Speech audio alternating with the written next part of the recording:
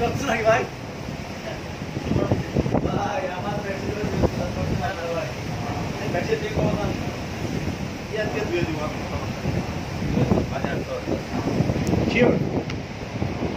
রহমান সাহেবের ভক্ত, হুমায়ুন সাহেবের ভক্ত, কথা দিলে কথা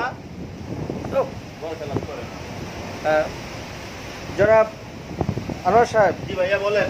আপনি এই ট্যুর সম্পর্কে কিছু বলেন ভাইয়া বলেন, এই ট্যুর সম্পর্কে কিছু বলেন। না, আসলে এই ট্যুরটা আমাদের আসলে এটা একটা লং জার্নি ছিল এবং এখানে প্রায় বাংলাদেশের দ্বিতীয় বৃহত্তম আমরা লং জার্নি দিচ্ছি প্রায় 22 ঘন্টার।